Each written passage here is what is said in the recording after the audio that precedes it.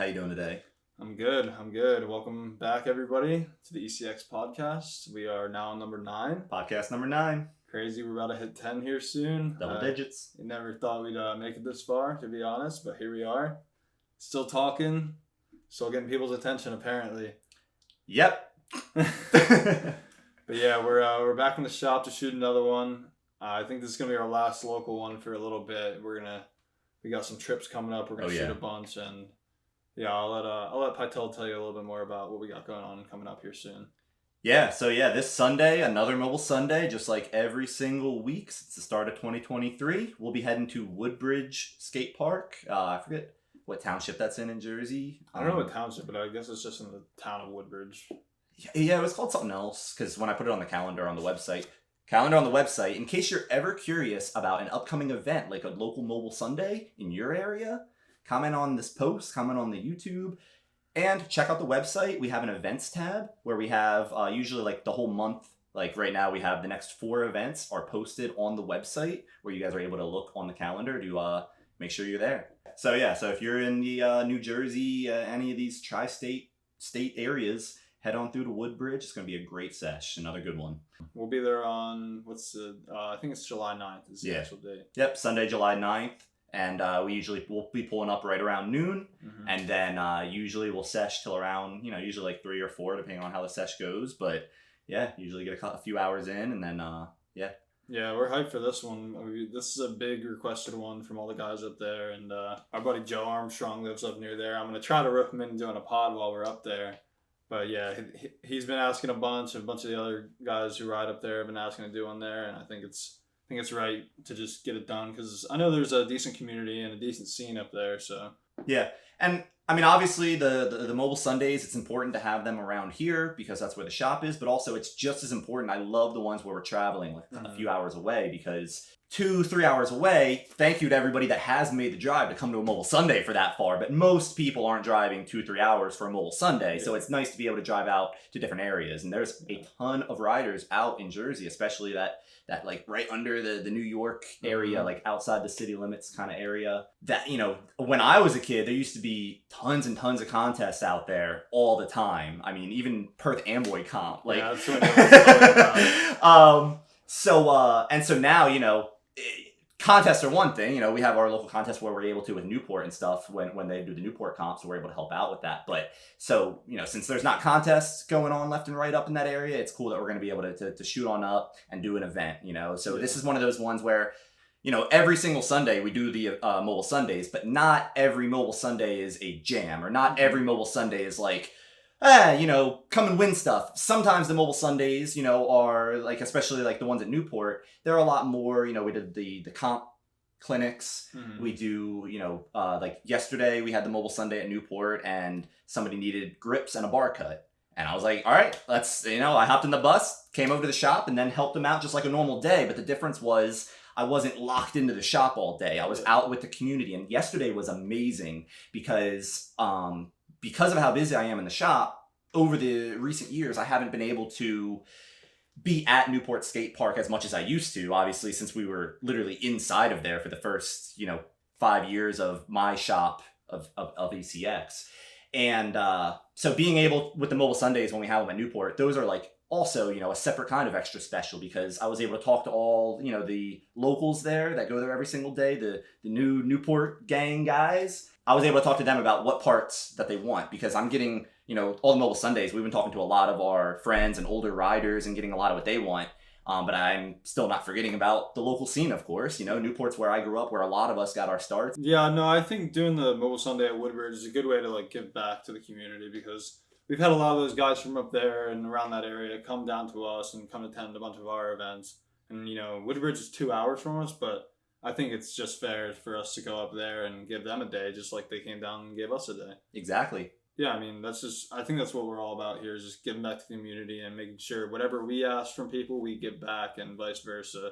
So it's always fair and, everybody just has a good time no matter what. Yeah, and the other thing that I've done on a handful of the Mobile Sundays too is, not everybody has a local walk-in shop. And unfortunately, I can't multiply myself out and be everywhere that scooter scenes are popping.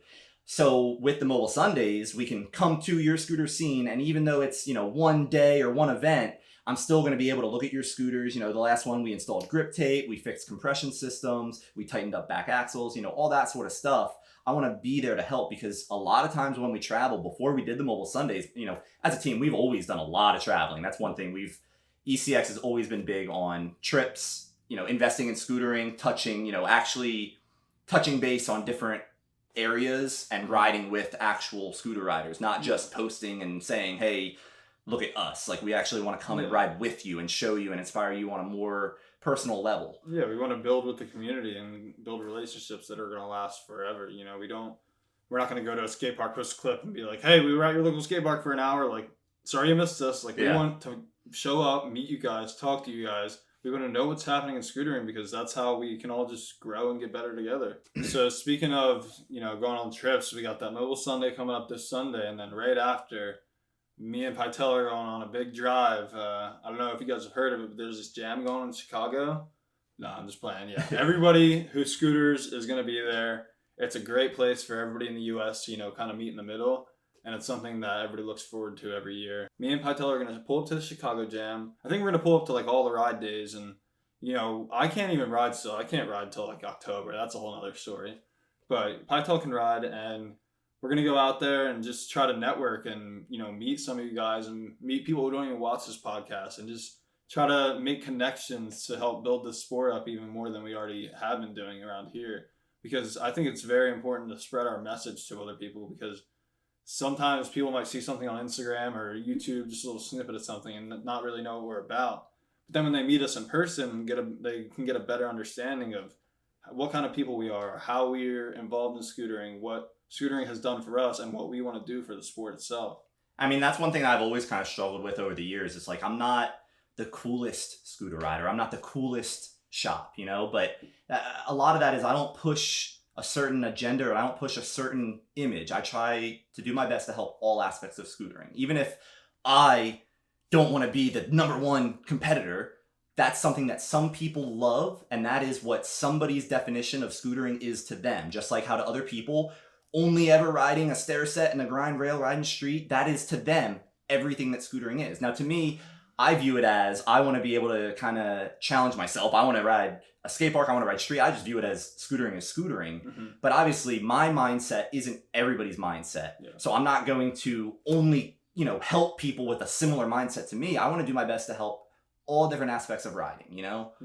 And also too, just because, when I was a kid, I liked to compete.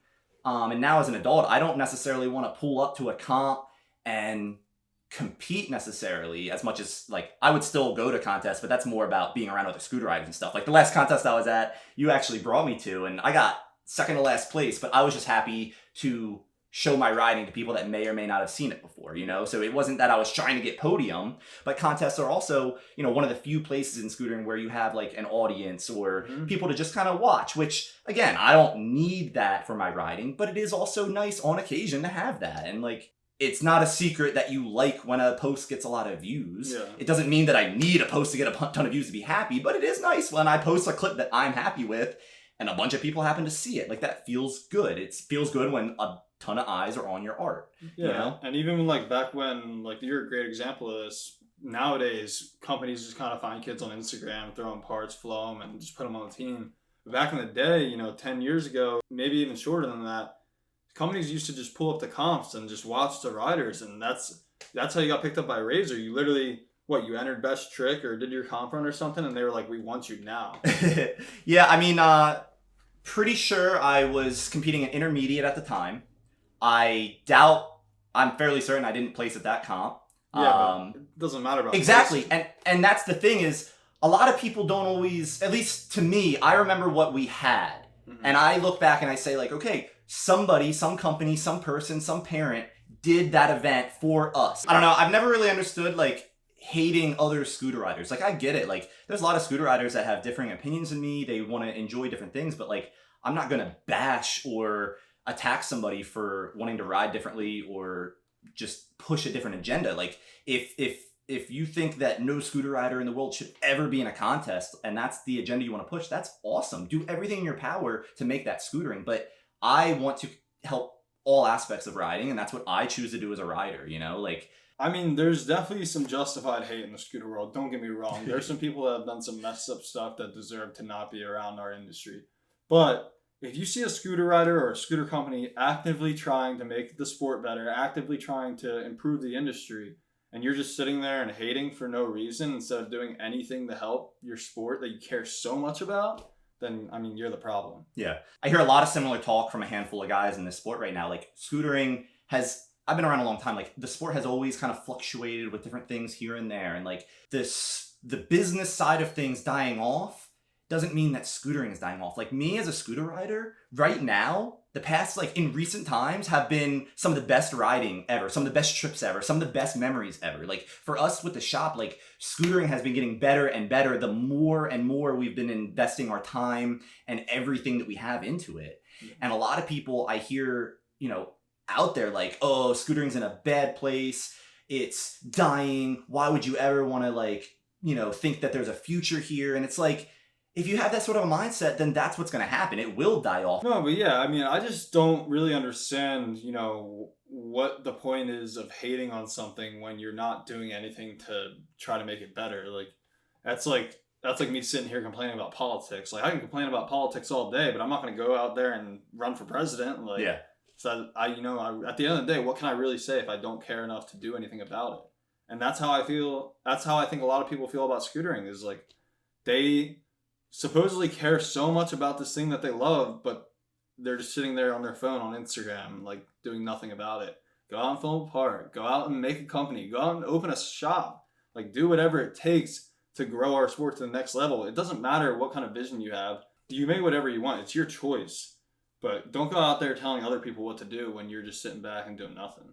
Yeah. And when scootering is down, like, we've said this on multiple podcasts, and the entire history of our business, everything I've always done has always been the sort of way of just do as much as I can for the community. And my hope, or the reason that I do that, maybe they'll see what I'm doing and give that support back. We've been around the sport for 10, 15 years. We hear it's dying every year. I think out of my last 12 years of riding a scooter, maybe there was like 1 or 2 good years where I didn't hear any of that talk. And that was like when we were in our prime and internet was popping off. But every single year I hear scootering's dying. There's no money in scootering. And there's been times when I wanted to give up, but I mean, that's just, I can't fall into that same mindset that a bunch of people already have, because then it will die. If we truly believe it's going to die and we truly aren't going to do anything about the sport that we care about, then why are we even talking about it? Like, we're trying to build something bigger than all of us, and we're trying to do something for everybody involved in the sport, including ourselves, to hopefully make a future out of this one day. And I think a lot of people just aren't seeing the bigger picture. All right, enough about hating on scooters. We don't like that talk too much around here, because this is something we're very passionate about and something that we love. And it doesn't really matter what people say online. We're gonna do it anyway, and we're gonna show them how it goes. So, speaking on how we have always done team trips and love to travel and love to scooter and all that sort of stuff, how you were bringing up how in about a week we're going to be heading out to the Chicago Jam. That's something that everybody in scootering is aware of. That's been going on a long, long time. All those guys that do that event, I mean, they do something for scootering unlike anybody else in the world. I mean, that I've wanted to go to this jam for so many years. Me too. But like, I run the shop, and like, over the past few years, like, I was so focused on building the business that like half my customers drive 2-3 hours from the surrounding states to come into the shop, that every time I thought about closing for like a Friday, Saturday, Sunday to leave and go and do something, like, I felt a very, very large personal like pressure to not do that, because I know what would happen, like, I'm going to be closed on a Saturday for me to go and ride and enjoy myself, and somebody's going to drive 2 hours that didn't see the post on Instagram and try and open up the door to build a custom scooter and have the worst experience that I could have ever done to somebody. And because I haven't been, I thought, just run the business, and I'd find somebody like me to run the shop, and then I can keep running the business, and eventually I'd be able to travel more. And it didn't happen, and I'm not giving up. I'm still working on it. But the start of this year, I made sure to make a very actual change in the way that I, as a person, am going to schedule my time. I have always put the shop and scootering above my own like personal riding, and I've very much so put my riding right back on top. Not to say that the shop, like, it hurts because, like, obviously, like, everything that I do is still, like, number one priority, but, like, riding, obviously, forever and always is the number one priority. And getting out to these jams, like, I am so sorry. It took 10 plus years to get to this point, but I'm sorry. I won't be open some days. I'm going to go ride my scooter. And a lot of people are like, you should have done that from the start. And I get it. Like I said, I thought it would go a certain way, and I was wrong. I'm allowed to be wrong. I'm allowed to learn. And here I am, 2023. I'm going to be closing the shop whenever I deem that it is more important to ride my scooter. Yeah, I mean, just like with everything in life, you just got to find a balance. And, you know, if you can make it work to where we're running the business successfully and we're going on trips, and I mean, the way I look at it, that's a business trip. The way I look at it is like, we still have the online. We can still sell stuff if we need to. We just can't give that personal experience of being in store. But then you trade it off for all the people we're going to meet in Chicago, all the marketing we're going to do, all the old homies we're going to see and link up with, all the media we're going to get done. And I don't know. I kind of try to look at it that way, because then, you know, like you said, I would hate to be that person to drive 2-3 hours, come in, the shop be closed. But at the end of the day, they're going to get helped out. And we're doing what we think's best for our direction and path we're taking in the sport. But yeah, so the compromise for now, at least, is the shop will be open, but the installation that I do, I always offer free bar cutting, free installation, all that sort of stuff. As a business, we're not going to offer that when I am not there for now. I'm working very hard on training somebody, but until I'm fully, like, it is very important to me whenever I'm installing stuff. Like, number one priority for me when I'm in business mode is to make sure that anything that I'm selling or putting together or letting go out my door is at a minimum safe. Mm-hmm. I gotta at least do my hardest, because scootering is an action sport. It's dangerous. There's a lot that can go wrong, a lot of variables. So I view it as, let's eliminate as many variables that we can. And one of the big variables that anybody can eliminate is their scooter being assembled correctly. Mm-hmm. If you have a scooter that's not put together correctly, you are most likely going to be prone to have more failures, more injury, and more broken parts for sure. That's the biggest thing I see, is like street riders won't tighten their headset and then their forks just snap out of nowhere. It's crazy. Yeah, or like bearings, for example. Like, a lot of people, I get it. You want to ride your axle loose, and I'm not going to sit here and say, don't do it. However, I'll sit here and say don't do it because it's stupid. My view on it is, if you choose to have your axle loose, please don't complain when your bearing breaks. I have a lot of people go, oh, this company's this sucks, this company's that sucks. And then I look and it's like, it's not installed correctly. That's upside down, or you're missing this. You don't have, and it's like, of course you're going to say it sucks when it's not working right. Yeah.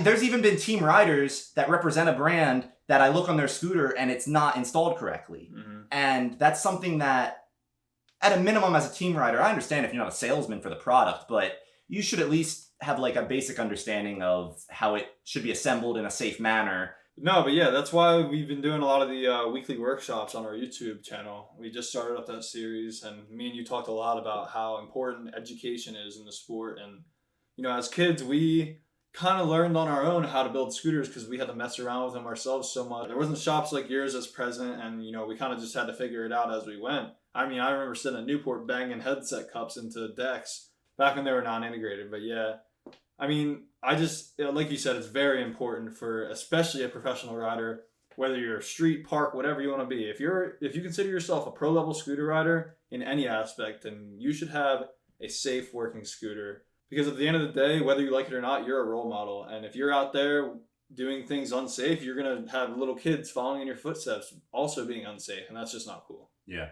Yeah, I mean, that's one thing along the mindset of, like, this sport isn't for children, but you can't just pretend like they're not, you know, the next generation coming through. Yes. So the weekly workshops, that's something, you know, that's turning into what I've wanted to do from the start of when I took over the business. I mean, I've always wanted to push the education side of things. When I first went into business for myself, I actually designed like a multi-course scooter certification, like, school program. I remember that. I made everybody take the test. Yep, I was gonna say, you maybe take the test in the back of the old shop. That's crazy that you bring that up. Yeah. So I had like literally like a multi-lesson, full year-long like scooter maintenance, scooter technician course laid out, and like it was very elementary. I mean, I was 16, 17, something like that. But, you know, that's not something that I've forgotten about. It's not something that I just gave up on. That's something that as I'm building my business, I'm trying to make it to where I'm at the level or have the resources to do it properly. And I haven't been able to before. And now, like the start of this year, we've been able to slowly get into having the capabilities to actually push out education in a way that I think is good. Because I tried things in the past that weren't the best or didn't work out good to try and push education in different ways. And, you know, we're always trying, always learning. I will never sit here and say that I know the answer or that I'm doing the right thing or anything like that. However, I will always sit here and say that I'm trying my hardest, and that at the end of the day, the only thing that I'm doing and the only reason I'm doing anything is because I love riding my scooter. And hey, man, that test wasn't that bad. I mean, I see a lot of people out there try to name 4 types of compression systems. It ain't gonna happen. Well, so like one of the types of compression systems when I made that test was threaded. So like it's really funny anytime I go into like that's on my like old laptop. So if I ever bring up like that old printout that I used to do, some of that is quite a bit outdated. But a lot of it was numbers based. It was information based, kind of like how like in school, you don't necessarily go through all of algebra because you're going to do algebra every day. A lot of it is like learning how to critically think and problem solve. And a lot of the things that I do with my lessons in scootering and a lot of things I do or hope to someday be able to do properly with the education is similar things. Like my test would talk about what is the outer diameter of a fork tube. Back then, it barely mattered. And now it's something that nobody talks about, nobody cares about, and yet it's super important because the outer diameter of your fork, you have SCS and HIC is just a regular 1 1/8 fork tube. And then we have IHC, which some brands it's an outer diameter 1 inch, and other brands it's just whatever in metric they decide, and it doesn't directly correlate to like an exact inch. And I'm not sitting here saying everything needs to be inches. I think that's wrong. Everything should be in metric. We're the worst, but we can talk about compatibility all day. Yeah. I need to stop talking because these are what the weekly workshops are for, not the podcast. So if you're interested in learning anything about scootering or scooters in general, I should say, even if you're interested about, you know, maybe opening your own shop one day, tune into those. I'll put one on the screen right up here. But yeah, we do those every week now, and hopefully we're going to just keep pumping them out for you guys.